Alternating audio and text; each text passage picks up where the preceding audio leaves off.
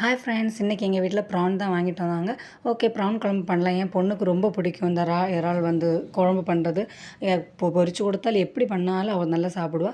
அதுக்காக நான் வறுத்தரைச்சி குழம்பு பண்ணியிருக்கேன். அதுக்காக நம்ம தேங்காய் எடுத்துருக்கோம். பேன் சூடானதுக்கப்புறமா தேங்காய் போட்டு நல்லா கொஞ்சம் ஒரு ப்ரௌனிஷ் கலர் வர அளவுக்கு கொஞ்சம் வறுத்து விட்டுறலாம். சூப்பர் டேஸ்ட்டாக இருக்குது. நமக்கு பொரியல், கூட்டு அந்த மாதிரி எதுவுமே வச்சு சாப்பிடணும் இல்லை, இது மட்டும் போதும் சாதம் சோறு சாப்பிட்றதுக்கு அவ்வளோ டேஸ்ட்டாக இருக்கும்.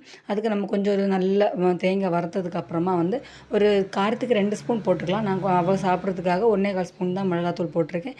அதுக்கப்புறமா 2 ஸ்பூன் மல்லித்தூள், கொஞ்சோண்டு மஞ்சத்தூள், அதுக்கப்புறமா வந்து நம்ம பெருஞ்சீரகம் போட்டிருக்கோம்.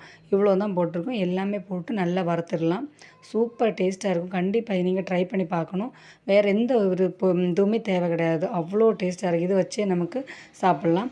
அதுக்காக நம்ம வந்து கொஞ்சம் புளிக்காக வந்து ஒரு 3 தக்காளி எடுத்துருக்கோம். 3 தக்காளி போட்டு கொஞ்சம் பழுத்த ஒரு பெரிய சைஸ் தக்காளி வந்து 3 சைஸ் கட் பண்ணி போட்டிருக்கேன். அதுக்கப்புறமா இந்த வறுத்தது எல்லாமே வந்து ஒன்று அரைச்சி எடுத்துக்கலாம். கொஞ்சோண்டு தண்ணி ஊற்றி அடித்து எடுத்துக்கோங்க. அடித்து எடுத்து இந்த மாதிரி பேஸ்ட் ஆனதுக்கப்புறமா எல்லாம் மிக்ஸ் பண்ணி விட்டுடலாம். உங்களுக்கு கிரேவி ஃபார்மில் வேணும்னா இப்படி எடுத்துக்கலாம். இல்லை வந்து கொஞ்சம் குழம்பா வேணும் அப்படின்னா வந்து நம்ம 1 கிளாஸ் தண்ணி ஊற்றிக்கலாம். ஊற்றி நல்லா மிக்ஸ் பண்ணி விட்டுக்கோங்க. மிக்ஸ் பண்ணி கொஞ்சம் தேவையான அளவு உப்பும் போட்டு நல்லா மிக்ஸ் பண்ணி விட்டுட்டு நம்ம வேக வச்சிடலாம். செம்ம டேஸ்ட்டாக இருக்கும். ப்ரானெல்லாம் நல்லா வெந்து அப்படியே எல்லாமே அந்த மசாலாலாம் இறங்கி அவ்வளோ டேஸ்ட்டாக இருக்கும். நீங்கள் வந்து கிழங்குல ஊற்றி சாப்பிட்லாம். சோறு இல்லை சப்பாத்தி கூட வச்சு சாப்பிட்லாம். சப்பாத்திக்கெல்லாம் கொஞ்சம் கிரேவி எடுத்தால் தான் நல்லாயிருக்கும்.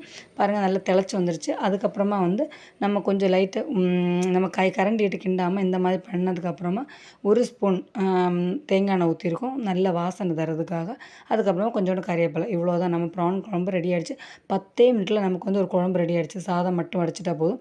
இல்லை வந்து கிழங்கு எது கூட வந்தாலும் வச்சு சாப்பிட்லாம். அவ்வளோ டேஸ்ட்டாக இருக்கும். கண்டிப்பாக ட்ரை பண்ணிவிட்டு எப்படி இருக்குன்னு சொல்லுங்கள். Bye friends.